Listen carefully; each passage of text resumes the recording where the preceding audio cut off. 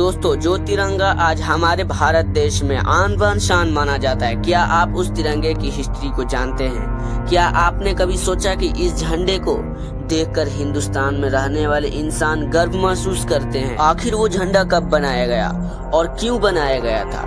और इस झंडे का डिजाइन जो आज हम देखते हैं, ये डिजाइन सबसे पहले किस इंसान के दिमाग में आया था? दोस्तों, इस तरह के तमाम चीजों के बारे में हम इस वीडियो में बात करेंगे और भारत के झंडे से जुड़ी जरूरी बातें हम जानेंगे। तो दोस्तों, वीडियो शुरू करने से पहले आपसे एक रिक्वेस्ट है कि नए आने वाले दोस्त चैनल को सब्सक्राइब कर लें और बेल आइकन को भी प्रेस कर लें। और हमारे हौसला अफजाई के लिए आप हमारे वीडियो को लाइक करके और दोस्तों में शेयर जरूर कर दें। तो चलिए बिना देर किए वीडियो स्टार्ट करें। दोस्तों, वैसे तो 1857 ईस्वी में जब हिंदुस्तान में रहने वाले लोगों ने अंग्रेजों के खिलाफ बगावत की थी, तभी हिंदुस्तान में रहने वाले लोगों ने झंडे की कमी महसूस करने लगी, क्योंकि हिंदुस्तानी अंग्रेजों के खिलाफ जब भी कोई आंदोलन किया करते थे या बड़ी रैली निकाला करते थे, तो उनके पास कोई ऐसा झंडा नहीं हुआ करता था जिसके जरिए तमाम हिंदुस्तान के लोगों को, चाहे वो हिंदू या मुसलमान या फिर सिखो या ईसाई, सबको एक झंडे के नीचे जमा कर सके। और किसी भी जंग के लिए सबसे जरूरी चीज झंडा होती है, और उसी झंडे के नीचे तमाम के तमाम फौज मौजूद होते हैं। वो भी हिंदुस्तान के लोगों के पास अभी तक मौजूद नहीं था, लेकिन क्योंकि दोस्तों अंग्रेजों के खिलाफ हिंदुस्तान में जगह जगह पर लड़ाई शुरू हो चुकी, इसी वजह से हर लोगों ने हर इलाके में झंडा बनाना शुरू कर दिया था। अगर आप इंडिया के झंडे की हिस्ट्री को पढ़ेंगे तो आपको 1906 ईस्वी में बनाया हुआ वो झंडा दिखाई देगा जो बंगाल में बनाया गया था। बंगाल में अंग्रेजों के खिलाफ एक रैली निकाली गई थी, जिसमें एक ऐसा झंडा बनाया गया था जो 3 रंग का बनाया गया था, और ये शायद हिंदुस्तान का पहला तिरंगा था जो 3 रंगों से तैयार किया गया था। इस तिरंगे में सबसे ऊपर केसरिया रंग था, बीच में पीले रंग का पट्टी था और नीचे हरे रंग का पट्टी था। बीच में पीले रंग की पट्टी पर वंदे मातरम लिखा हुआ था और नीचे हरे रंग की पट्टी पर एक सूरज और चांद का निशान दिया गया था। इसके बाद हिंदुस्तान का अगला झंडा भीकाजी कामा ने 22 अप्रैल 1907 को बनाया। ये झंडा बंगाल के झंडे से थोड़ी अलग था।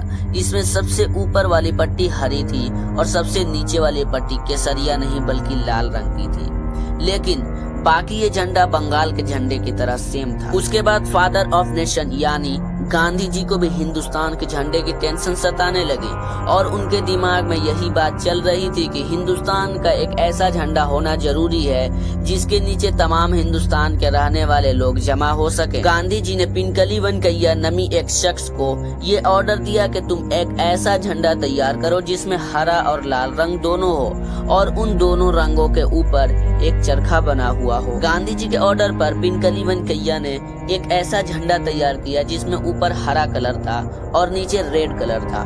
दोनों के बीच में एक चरखा बनाया हुआ था, लेकिन गांधी जी को ये झंडा बिल्कुल पसंद नहीं आया।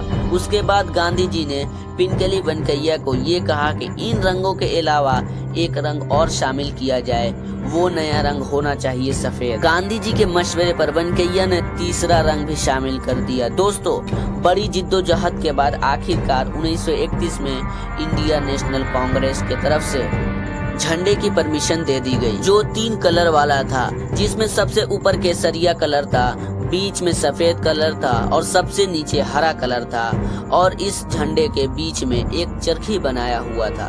गांधी जी के फरमाइश पर यह बनाया गया। इसके बाद 1931 से लेकर 1947 तक यही इंडिया का झंडा रहा, और इसी झंडे को पूरी इंडिया के लोगों ने अपनी आजादी की लड़ाई लड़ी थी। 1947 में जब अंग्रेज भारत को छोड़कर गए तो पूरे हिंदुस्तान के सामने सबसे बड़ा सवाल और सबसे बड़ा मुसीबत यही थी कि आखिर अब भारत का झंडा कैसा बनाया जाए, क्योंकि अभी तक जिस झंडे के नीचे रहकर हिंदुस्तान के तमाम लोगों ने अंग्रेजों से लड़ाई लड़ी थी, वो भारत का झंडा नहीं था बल्कि कांग्रेस पार्टी का झंडा था, और भारत के झंडे को, कांग्रेस पार्टी को झंडे से अलग रखना बहुत जरूरी था। 1947 में एक ऐसी टीम बनाई गई जिसमें एक ऐसी जिम्मेदारी दी गई कि वो भारत के पुराने झंडे में बदलाव करके इंडिया का एक नया झंडा तैयार करे। उसमें जवाहरलाल नेहरू, भीमराव अंबेडकर, सरदार वल्लभ भाई पटेल और डॉक्टर मौलाना अब्दुल कलाम आजाद जैसे बड़े बड़े नेता शामिल थे। दोस्तों, उस वक्त संविधान सभा में एक ऐसा जनरल सेक्रेटरी हुआ करता था जिनका नाम बदरुद्दीन तैयब था। बदरुद्दीन तैयब जी ने संविधान सभा के सामने ये प्रस्ताव रखा कि क्यों ना हम भारत के पुराने झंडे से चरखे को निकालकर उसी जगह पर अशोक का चक्र लगा दें। बदरुद्दीन तैयब जी का प्रस्ताव सभी लोगों को बहुत पसंद आया। हमेशा के लिए बदरुद्दीन तैयब जी को प्रस्ताव को मान लिया गया था और फिर उसमें अशोक चक्र को शामिल कर दिया गया। लेकिन दोस्तों, जो बदरुद्दीन तैयब जी ने ये प्रस्ताव सभा के सामने रखा था वो खुद के मन की आइडिया नहीं था, बल्कि बदरुद्दीन तैयब जी की एक बीवी हुआ करती थी जिनका नाम था सुरक्षा तैयब जी।